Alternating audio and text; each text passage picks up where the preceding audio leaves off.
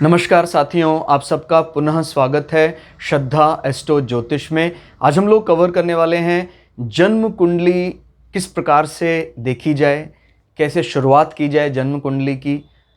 अलग अलग प्रकार से बताया जाता है कि कुंडली का पहले ये ग्रह देखें, ये देखें, शुरुआत कहाँ से की जाए। हालांकि इसको हम कई अलग अलग सेक्शन में डिवाइड करने का प्रयास करेंगे, क्योंकि एक ही वीडियो में इसको एक साथ सिखा पाना करीब करीब इम्पॉसिबल सा है। फिर भी लेकिन हम तुलनात्मक दृष्टि से आपको अलग अलग चार्ट रखने का प्रयास करेंगे कि सबसे महत्वपूर्ण चार्ट किसको माना जाए, किसके रेफरेंस से लग्न को देखा जाए। तो आइए शुरुआत करते हैं। हमने एक समझाने के लिए आपको एग्जाम्पल चार्ट लिया है। याद रखिए, जब कभी भी आपको कुंडली देखनी है, पहले तो आपसे रिक्वेस्ट करना चाहूँगा, आपको अपने लग्न का, या कह सकते हैं आपके लग्न चार्ट के साथ साथ जो ग्रह की प्लेसमेंट है उसके अनुसार आप भृगु सरल पद्धति या भृगु संहिता अनुसार जो हमारी रिकॉर्डिंग है उसको ज़रूर देखें। उसके बाद अगर देखेंगे तो ज़्यादा आसानी रहेगी सीखने में। तो वो आप कर सकते हैं कि आप जो हमारे चैनल में भृगु सरल पद्धति हमने अपलोड कर रखी है, उसको बड़े ही सिलसिलेवार ढंग से अपलोड है। पहले वो सारी वीडियो देखें कि आपके कौन से लग्न में कौन सा ग्रह किस भाव में बैठा है।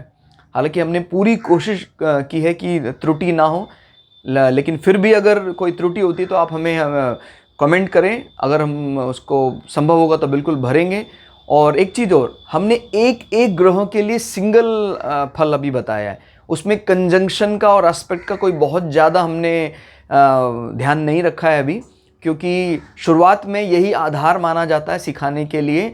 भृगु संहिता में शुरुआती जो, अगर आप देखें, आपने पुस्तक देखी हो तो उसमें शुरुआत में यही दिखाया जाता है कि एक ग्रह को उस भाव में उस लग्न के बिठाकर उसकी सारी दृष्टियों अनुसार उसका फल जानना। तो वो आप जरूर देखें, उसके बाद यहाँ आएंगे तो ज़्यादा आसानी होगी इसको सीखने में। तो आपके पास कोई भी कुंडली एनालिसिस के लिए आती है, कोई ज़्यादा जानकार नहीं है, तो सबसे पहले आप क्या करेंगे, आप उसका लग्न चार्ट या तो हाथ से बना लेंगे या आपके पास कोई सॉफ्टवेयर है उसकी मदद से आप लग्न चार्ट बना लेंगे। क्लियर हो गया? लग्न चार्ट दुनिया में आपकी इमेज को सामने प्रस्तुत करता है। तो जो भी ये जातक है उसका लग्न मेष लग्न है। सबसे पहले क्या देखना है, लग्न चार्ट का फर्स्ट हाउस, पहला भाव देखना है।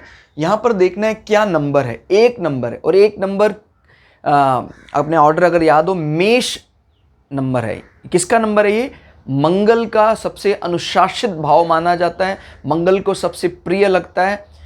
अपने घर में मूल त्रिकोण राशि मानी जाती है मंगल की। तो और इसका लॉर्ड कौन है? मंगल। क्लियर हो गया? यहाँ बैठा है चतुर्थ भाव में। फिर हमें देखना है चंद्रमा कहाँ बैठा हुआ है। चंद्रमा भी हमें यहीं मिल गया। चंद्रमा जहाँ मंगल बैठे वहीं पर ही चंद्रमा बैठा है। तो चंद्रमा कौन सी राशि में बैठा है? कर्क राशि में बैठा है। कर्क राशि यानी अपनी ही राशि में बैठा है। यानी इस जातक का लग्न लॉर्ड कौन हो गया? लग्न यानी आप कह सकते हैं एक प्रकार से जो उसकी सोच का दायरा, उसका इंटरनल इनबिल्ट स्ट्रक्चर, वो सब किसने दिया है? उसको मंगल ने दिया है। और उसके जो कह सकते हैं मन पर उसका आधिपत्य किसका है? चंद्रमा। और चंद्रमा कौन सी राशि में बैठा? अपनी ही राशि में बैठा है। तो उसकी राशि कौन सी होगी? कर्क राशि जातक की, और मेष लग्न। तो अग्नि और जल का एक प्रकार से मिलन है। तो ये व्यक्ति बहुत ज़्यादा कह सकते हैं डायनामिक भी होगा, एनर्जेटिक भी होगा, और मन का स्वामी चंद्रमा अपनी ही राशि में बैठा है तो हास्य विनोद भी पसंद करता होगा। मेरा एक great combination of fire as well as water, दोनों का कॉम्बिनेशन है। तो उस प्रकार से आपको जातक को देखना है। किसी भी कुंडली में सबसे पहले क्या देखना है? उसका लग्न और उसकी राशि। क्लियर हो गया? उसके बाद लग्न और राशि के स्वामी की स्थिति और उनका मिलन हो रहा है कि नहीं हो रहा है। तो मंगल वैसे कर्क राशि में बैठे हैं। कर्क राशि मानी जाती है मंगल की नीच राशि। क्लियर हो गया? लेकिन एक बहुत बड़ा ओवर रूट लग रहा है। एक तो वो चारों तरीके से नीच भंग करवा रहा है मंगल का।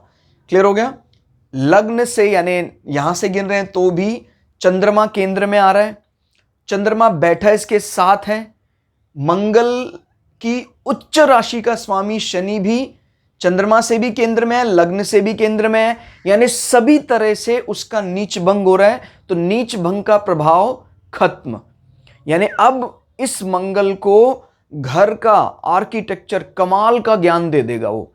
जो मंगल विशेषता आउट माने कहीं इसके लिए बना हुआ है, इसके लिए यानी हमारे कार्य क्षेत्र के लिए बना हुआ है, वो अब आपके घर में भी, किचन में भी बड़ा जबरदस्त काम करेगा, क्योंकि हमने उसको नीच में बिठा के उसका नीच भंग करवा दिया और चारों तरीके से करवाया। ये विशेष तौर पर ध्यान देना है। कई बार हम अपने मन को तसल्ली देने के लिए एक दृष्टि डाल दी, बस उसका नीच भंग हो गया। नहीं, अगर उसका लग्न से, चंद्रमा से, उच्च के ग्रह, नीच के ग्रह से नीच भंग हो रहा है तो प्रभाव पूरी तरह से नष्ट हो जाता है। इनफैक्ट वो नीच का प्लैनेट उस जगह पर वो कर सकता है जो अपने उच्च के हाउस में वो प्लैनेट करता है। तो ध्यान रखिएगा, मंगल जैसे यानी 5 स्टार शेफ बना सकता है यहां पर, क्योंकि कहां बैठा हुआ है ये बैठा है चतुर्थ भाव में। हालांकि अभी हमारा काम कुंडली एनालिसिस का नहीं है, अभी सिर्फ हम एक बारीक सा अध्ययन कर रहे हैं कि फर्स्ट टाइम आपको कुंडली मिले तो आपको क्या देखना है। हम इस वीडियो सेक्शन को कोशिश करेंगे टुकड़ों में बांटें, ताकि हम बहुत ज़्यादा पजल ना हो, ट्रैक से ना भटकें। अभी हम मुख्यतः हमने ये तय किया कि लग्न का स्वामी कौन है, राशि कैसे तय करेंगे, चंद्रमा जहां बैठा है वो किसका घर है, वो चंद्रमा का ही घर है। और अगर राशि का स्वामी और लग्न का स्वामी मिल रहा है, चाहे शत्रु हो चाहे मित्र हो, इनका मिलन शुभ माना जाता है। क्लियर हो गया? तो ये दोनों मिल भी रहे हैं यहां पर, और भी कई चीजें हैं, लेकिन अभी हमें ब्रॉड चीज देखनी है पहले। ठीक है, हम माइक्रोस्कोपिक लेवल पर बाद में जाएंगे, तो हमें इस चार्ट की आवश्यकता पड़ेगी। तो लग्न अनुसार अगर हम देखते हैं तो ये एकादश भाव, ये 10वां भाव, तो इस प्रकार से दुनिया इस जातक को लग्न अनुसार जानेगी। इसको हमने एक आपको समझाने के लिए सेंट्रल गवर्नमेंट, अगर हम इंडियन गवर्नमेंट के साथ कंपेयर कर रहे हैं, भारत सरकार से कंपेयर कर रहे हैं, तो केंद्र सरकार माना जा सकता है लग्न चार्ट को। D1 चार्ट के पास ही सारी पावर डायरेक्टली इनडायरेक्टली रिजर्व्ड है। आपको पता है ये ही, ठीक है, हम एक फेडरल सिस्टम में रहते हैं, तो कहीं ना कहीं हम पावर ट्रांसफर करके, अभी प्राइम मिनिस्टर के पास पावर है, सुप्रीम कोर्ट के पास पावर है, लेकिन आपको पता है वास्तव में पावर किसके पास है? केंद्र सरकार के पास पावर है। अब ये प्राइम मिनिस्टर क्यों है? चंद्र कुंडली, याद रखिए, पहले आपको चाहिए लग्न चार्ट, उसके बाद आप देखिए चंद्र कुंडली जो D1 से बन जाती है। मैं कई बार बता चुका हूं, दोबारा बता रहा हूं, किसी की टाइम एक्यूरेसी ज़्यादा सही नहीं है तो हम डिविजनल चार्ट्स पर बहुत ज़्यादा विश्वास नहीं कर सकते हैं, लेकिन हमें 10 से 15 मिनट तक का टाइम फ्रेम दे सकता है हमारा D1 चार्ट, या कह सकते हैं लग्ना चार्ट। तो वो ज़्यादातर उसके गलत होने के चांसेस नहीं मिलेंगे। क्लियर होगा? तो ध्यान देना। लेकिन अगर 10 से 15 मिनट का विंडो यहाँ मिल गया तो डिविजनल चार्ट गलत हो जाएंगे। तो इसलिए जो भृगु संहिता का आधार है वो मुख्य रूप से लग्न चार्ट ही, और लग्न चार्ट पर ही आधारित क्या होता है? चंद्र कुंडली। अब चंद्र कुंडली क्यों मायने रखती है? लोग कहते हैं सर उसी को आपने रीअरेंज करके लिख दिया है। याद रखिए, लिख तो दिया है उसको रीअरेंज करके, लेकिन यहां पर एकदम ही अलग प्रकार का प्रारूप भी देख सकते हैं आप। तो इसमें एक प्लैनेट, इंपॉर्टेंट प्लैनेट है जो आप शायद नहीं देख पा रहे, मैंने जानबूझकर उसको छोड़ दिया था। देखिए, लग्न कुंडली में शुक्र हो रहा है स्वग्रही, नंबर 2 होता है धनेश, लेकिन चंद्र कुंडली में अब शुक्र हो रहा है आय भाव का स्वामी। तो आप इससे क्या प्रिज्यूम कर सकते हैं? समाज में ऐसा इमेज जाएगी कि इस जातक को भरे पड़े एसेट्स। आय का स्वामी, हालांकि वो उच्च का होकर, वक्री होकर 7वें भाव में बैठा है, कहीं ना कहीं समाज में एक इमेज जाएगी, कहीं ना कहीं आय के लिए डायरेक्टली इनडायरेक्टली इसका स्पाउस भी रिस्पॉन्सिबल है। लेकिन वास्तव में जातक क्या मानता है, ये जातक क्या कर रहा है? प्राइम मिनिस्टर कुछ ऐसी चीजें करता है समाज में, उसकी सिर्फ एक जो इमेज जाती है वो हम गवर्नमेंट में देखते हैं, लेकिन प्राइम मिनिस्टर वास्तव में क्या कर रहा है? स्वयं जातक उसके पास, याद रखिए, सेंट्रल गवर्नमेंट की या सुप्रीम कोर्ट की ताकत सारी कहीं ना कहीं भारत में प्राइम मिनिस्टर के पास है। वो चाहे तो किसी प्रकार से चीजों को मॉडुलेट कर सकता है, लेकिन हमें ध्यान रखना है चंद्र कुंडली का अर्थ होगा आप क्या सोचते हैं, आय, इस व्यक्ति के आय, ये खुद ऐसा मानता है कि आय के मेरे सोर्सेज बहुत अच्छे हैं, लेकिन सोसाइटी मानती है भाई इसको तो पूर्वजों की तरफ से मिला है। इसका जो धनेश है, यानी ये स्वयं क्या मानता है, इसका धनेश देखा जाए तो अपने से 12 बैठा है, हालांकि मित्र भाव में बैठा है, लेकिन अपने से 12 का अर्थ होता है कि भी सामान्यतः वो इस भाव का व्यय करवाता है।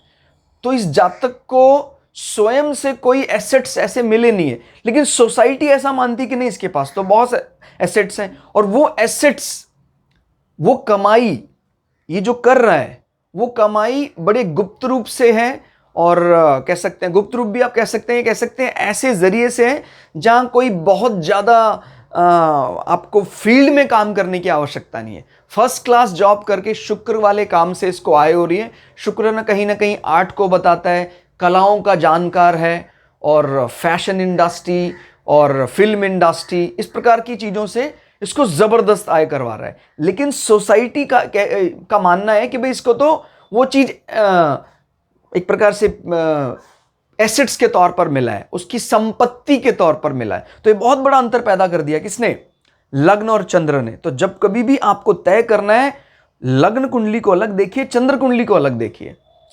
क्लियर? ये प्राइम मिनिस्टर की खुद की सोच है, वो खुद से क्या एफर्ट्स कर रहा है। क्लियर हो गया? वो ठीक है, हम उसके पर्सनल एफर्ट्स को ज्यादा काउंट नहीं करते, हम तो ये देखते हैं भाई सेंट्रल गवर्नमेंट की क्या इमेज रिफ्लेक्ट हो रही है। उनके डेली के टाइम टेबल से हमें शायद कोई ज्यादा मतलब नहीं, हमें तो सेंट्रल गवर्नमेंट, केंद्र सरकार के पॉलिसी इंडिया में किस प्रकार से चेंजेस ला सकते हैं। वैसे देखा जाए सबसे ज्यादा पावर रिजर्व किसके पास है, इसी के पास है। व्यक्ति जो मर्जी कहे भाई D9 ज्यादा पावरफुल होता है, भाई D9 को पावर दी किसने है? अगर आप संवैधानिक प्रक्रिया की बात करें, कहीं ना कहीं सुप्रीम कोर्ट को पावर संसद ने दी है, और संसद ही सेंट्रल गवर्नमेंट से रिलेट कर रहा है। तो आपको बात याद रखनी है, D9 इनके कुछ चेंजेस में माइन्यूट बदलाव कर सकता है, लेकिन अगर D1 चार्ट, सेंट्रल गवर्नमेंट ही आपकी एकदम घिसी पिटी है, तो कहता जी one of the best supreme court भी क्या कर लेगा, क्योंकि सुप्रीम कोर्ट सभी प्लानिंग को जो क्रियान्वित करवाने के लिए रिस्पॉन्सिबल नहीं। किसी कंट्री की जबरदस्त सुप्रीम कोर्ट है, लेकिन सेंट्रल गवर्नमेंट एकदम घिसी पिटी है, क्या कर लेंगे? कंट्री को अच्छे स्टेटस के लिए सेंट्रल गवर्नमेंट जबरदस्त है, कोर्ट उसका थोड़ा कमजोर भी है, ये चल जाएगा। तो आपको याद रखना है, कई ऐसी क्वेरी आ रही है कि भाई सर D9 चार्ट हमने सुना है D1 से भी मजबूत होता है, ये बहुत बड़ी भ्रांति है, पता नहीं कहां से आई है। याद रखिए, पुष्टि करने के लिए D9 चार्ट है। अगर ऐसा होता तो ऋषि पराशर इसी को सुप्रीम चार्ट, या कहीं इसी को सेंट्रल गवर्नमेंट का चार्ट, इसको मेन चार्ट मान लेते। उनके लिए कोई भाई गणनाएं तो करनी थी, जो गणनाएं करके हमने D9 चार्ट को बनाया इसी को लग्न चार्ट बना देते, बट उनको पता है, इसलिए मनगढ़ंत बात से हम अपने चार्ट को बदल नहीं सकते हैं। हमारा चार्ट जो है, हमारा गणेश जो है, हमारा जो यंत्र है वो ये है। लोग अलग अलग प्रकार के यंत्रों की बात करते हैं कि सर हमारा यंत्र क्या है। देखिए, आपके गणेश, आपका D1 चार्ट है, आपका D1 चार्ट बिगड़ा हुआ तो आपका गणेश बिगड़ा हुआ है। ऐसे भी कहा जाता है कि अपने चार्ट को कहीं भी गलत जगह नहीं रखना चाहिए, उस पेपर को बड़ा संभाल के रखना चाहिए। ऐसे ही किसी कागज पर उस यंत्र को बनाकर, यानी उस अपने चार्ट को बनाकर कूड़े में नहीं फेंक देना चाहिए, इसका बड़ा ध्यान रखना चाहिए। क्लियर होगा? किसी भी ऐसे व्यक्ति, गलत व्यक्ति को अपना चार्ट नहीं दिखाना चाहिए। याद रखिएगा, जिसका मन पवित्र हो, ऐसे व्यक्ति को, जिसकी शुचिता हो, जो कोई पालन नहीं करता है, कोई नियम नहीं जानता है, अगर आप ऐसे व्यक्ति को अपना चार्ट एनालिसिस कराते हैं, फायदा कम नुकसान ज्यादा होगा, क्योंकि वो ये एक प्रकार का आपका गणेश, आपका यंत्र है, जीवन का यंत्र है। सभी चार्ट से इंपॉर्टेंट, सारे चार्ट इसी पर बेस्ड है। मतलब अगर आप कहें, हम इस central government as well as इसको पार्लियामेंट दोनों मान रहे हैं, भारत की संसद सबसे पावरफुल यही है। तो कोई और, जैसे कोई कह देते इलेक्शन कमीशन है, या कोई स्पेशल पावर किसी स्टेट को मिली है, कोई और डिविजनल चार्ट्स हैं, वो सब पावरें कहां से जा रही हैं, वो किसकी मदद से बना है? वो बना है D1 की मदद से। और हमें भूल जाते हैं, D1 की मदद से D9 है, D9 की मदद से D1 नहीं है। याद रखिएगा। ठीक है, आपने पुष्टि करने के लिए D9 का सहारा लेना है, लेकिन इसको उससे ऊपर मान लेना ये बहुत बड़ी खामी है जो हमें सही, देखिए मन को प्रसन्न करना है तो अलग बात है। अगर कोई प्लैनेट का बहुत खराब कॉम्बिनेशन D1 में है, उसका शुरुआत में प्रभाव खराब मिलता ही मिलता है, ये एकदम तय बात है। फिर हमने D9 में देखा, कहता जी थोड़ा हालात सुधर रहे हैं क्योंकि D9 में वो प्लैनेट अच्छी स्थिति में आ गया है, वो ठीक है, लेकिन आप देख रहे हैं ना देने वाला कौन है, देने वाला ये। क्लियर हो गया? तो इस बात को समझना है। जैसे गुरु यहां पर नीच का होकर बैठा है D1 में, तो इस जातक को शुरुआत में तो गुरु से संबंधित विषय या बृहस्पतिवार से संबंधित चीजों में ज्यादा फायदा नहीं हुआ होगा, दिक्कतें को सामना करना पड़ेगा इसको। हो सकता है अपने पढ़ाई के लिए भी काफी ज्यादा, अपने वर्क स्टेटस के लिए भी शुरुआती, लेकिन अभी क्यों नीच का होकर वक्री बैठा है। तो जो हमारे ग्रंथों में लिखा है कि भाई उत्तर कालामृत में अगर कोई ग्रह नीच का होकर वक्री हो जाता है तो उच्च के समान फल देता है जीवन के सेकंड फेज में, उसके बाद गुरु बहुत अच्छा फल देगा। लेकिन इसने बहुत ज्यादा मेहनत की है, और वो कहां से इसकी मतलब पुष्टि कैसे हो गई, यहां हम कह सकते हैं वो तो यहां से भी पुष्टि हो रही थी, D1 से भी पुष्टि हो रही थी, लेकिन अगर हम ध्यान से देखें गुरु यहां पर उच्च का हो गया तो उसने वहां पर एक मोहर लगा दी, सुप्रीम कोर्ट ने उसकी मोहर लगा दी कि यहां ऐसा दिखाई देता है, पुष्टि हो गई। अगर किसी को अच्छे से भृगु संहिता आती है तो हम D1 और चंद्र कुंडली की मदद से, यानी आपका लग्न कुंडली और चंद्र कुंडली की मदद से जो बातें निकाल रहे हैं करीब करीब 90% वो वही है जिसको आप D9 की मदद से भी पुष्टि करते हैं, ओनली पुष्टि करते हैं। किसी चीज को 0 से 100 करने की ताकत D9 में कभी नहीं है। अगर हमें ये चार्ट देखने आते हैं तो D9 की अतिरिक्त मदद की जरूरत नहीं है, क्योंकि भृगु ऋषि ने कोई अधूरा काम नहीं किया था। अगर ऐसा हम सोचते हैं तो ये बहुत बड़ी खामी है हमारी। उन्होंने जो कार्य किया वो कंप्लीट था। इसके सूत्रों को अगर हम सीख लेते हैं भृगु संहिता के, तो फिर हमें बहुत ज्यादा डिविजनल चार्ट्स की मदद नहीं चाहिए। लेकिन अब हम चार्ट देखना शुरुआत कर रहे हैं, और इस समय हमारे पास कैलकुलेशन शायद आपको मैन्युअली भी आती हो, D9 की नहीं आती तो आप गैजेट्स की मदद से, कोई भी सॉफ्टवेयर की मदद से बना सकते हैं। तो सबसे पहले क्या देखना आपको, आपका D1 चार्ट, यही आपका गणेश है, ये आपके गणपति हैं, इनको आराधे, इन्हीं की पूजा करें, ये आपका यंत्र है। इनको जितना पवित्र रख सकते हैं, इस चार्ट को कहीं भी अपने पास लगा कर रखें, मंदिर में रखें, कहीं भी रखें, जितना इसको पवित्र रखेंगे यही आपका ईश्वर है, यही आपकी पूजा कर सकते हैं। आपके लिए कोई, आपको कुछ नहीं पता है कि सर मुझे कोई श्रीयंत्र नहीं पता है, उनमें दोष है, कोई बात नहीं, आप इनको बढ़िया पवित्र कागज में रखकर इस पर हल्दी लगाकर इसी की पूजा करें, यह आपके जीवन को बदलने वाला है। सारे ग्रह इसी के अंदर हैं। और चंद्र कुंडली यानी आप क्या सोचते हैं, इसको हमने किसकी संज्ञा दी है, प्राइम मिनिस्टर की। याद रखिएगा, दुनिया आपकी इमेज को देखेगी लग्न चार्ट से, आप उस चीज को कैसे लेते हैं, वो चंद्रमा कुंडली से, चंद्र कुंडली से। नवांश कुंडली जो हम देखते हैं, D9 जो बोलते हैं, वो इसकी पुष्टि करने के लिए मुख्यतः D9 पर जो विवाह से संबंधित विषयों के लिए ज्यादा देखा जाता है, या कह सकते हैं जैसे गुरु का प्रभाव इनके जीवन में उच्च का विवाह के बाद ज्यादा दिखाई देगा। क्लियर हो गया? बुध इस कुंडली में नीच के बैठे हुए हैं, नवांश कुंडली में। क्लियर हो गया? लेकिन इस जातक को बुध नीच का प्रभाव तो नहीं मिलेगा, कारण इनके D9 चार्ट, D1 चार्ट में बुध की स्थिति बहुत बली है, इसके कारकत्व में भी है, और चतुर्थ भाव में बली माना जाता, सूर्य के साथ मिलकर बुध आदित्य योग बना रहे, अच्छा खासा गैप है, वो तो यहां दिख रहा है, तो ये बुरा नहीं कर पाएगा। और इसको हम ध्यान से देखें तो D9 में भी कुछ ऐसा ही दिख रहा है। मतलब मैं आपको क्या समझाना चाह रहा हूं, वो ऑलरेडी है, बुध अच्छा है, लेकिन किसी ने प्रथम दृष्टा देखा, रे बुध तो आपका नीच का बैठा है, आपका तो कुछ नहीं हो सकता। नहीं, अगर इस प्रकार से टर्मिनोलॉजी बिठाएंगे तो जितने अधिक चार्ट आप देखेंगे उतने ही चीजों को आप कॉम्प्लेक्स करते जाएंगे। याद रखिए, जो है वो तो D1 ही है, इसकी पुष्टि करनी है सिर्फ डिविजनल चार्ट से। उनको रेफरेंस मानकर इसको डिनाई कर दें, वो सरासर गलत तरीका है। बुध यहां अच्छा है, अब किसी को देखना नहीं आता तो वो आपको मनगढ़ंत बात बोलकर क्या बोलेगा, आपका बुध खराब हो गया है क्योंकि D9 में वो बिगड़ा हुआ नीच का है। पहली बात तो याद रखिए, बुध जैसा प्लैनेट 9th हाउस में अगर नीच का होता है तो उसका कोई बुरा प्रभाव, क्योंकि 9th हाउस किसका माना जाता है, धर्म। क्लियर हो गया, हाथ जोड़कर चलना, भक्ति, भाग्य। ठीक है, भाग्य के संबंध में आदमी को ऐसा लग सकता है, या पिता के संबंध में, लेकिन पिता के संबंध 9 नंबर के रिलेटेड हाउस को देखना है। यानी 9 नंबर का एक तो हाउस कहां पड़ रहा है और इसका लॉर्ड कहां पड़ रहा है, उच्च का बैठा हुआ है। और बुध की जहां तक बात है, इस जिस राशि में बुध बैठा हुआ है, मान लीजिए हम D9 के लोग ये कह देते हैं कि सर नहीं तो बुध खराब है, आपके ये जो नियम है वो नहीं हम मान रहे, तो ये आप देखिए ध्यान से, बुध जिस हाउस में बैठा है उसका प्लैनेट एक्सेल्ड कर गया है, वो वैसे ही इसका दोष खत्म हो गया बुध के नीच में बैठने का। तो D9 या किसी भी डिविजनल चार्ट से पुष्टि करनी है, वो इतनी ताकत नहीं रखता है कि आपने इस चार्ट को डिनाई करके अब इस चार्ट को सर्वे सर्वा मान लिया, नहीं, जीवन यही तय करता है।